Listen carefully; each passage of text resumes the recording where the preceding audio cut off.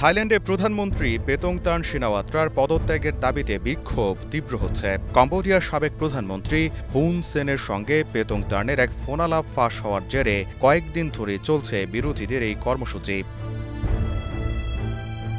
২৮ June রাজধানী ব্যাংককের victory monument এলাকায় আয়োজিত বিক্ষোভটি ২০২৩ সালে পেউ থাই পার্টি ক্ষমতায় আসার পর সবচেয়ে বড় প্রতিবাদ। মুষলধারে বৃষ্টি উপেক্ষা করে হাজারো মানুষ জাতীয় পতাকা ও প্ল্যাকার্ড নিয়ে সড়ক অবরোধ করেন। প্ল্যাকার্ডে প্রধানমন্ত্রীকে জাতির শত্রু বলে আখ্যা দেন আন্দোলনকারীরা।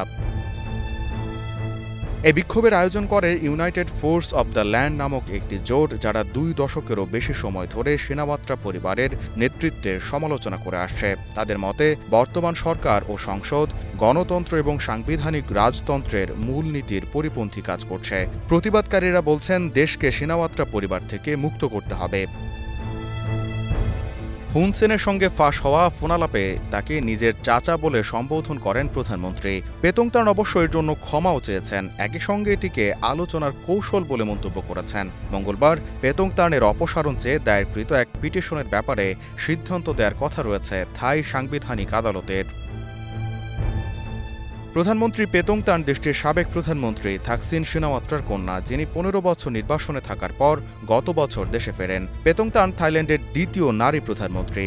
এর আগে তার ফুপু ইংলাক সিনাওয়াত্রা এই পদে ছিলেন। গোলাম কিবরিয়া, স্টার নিউজ।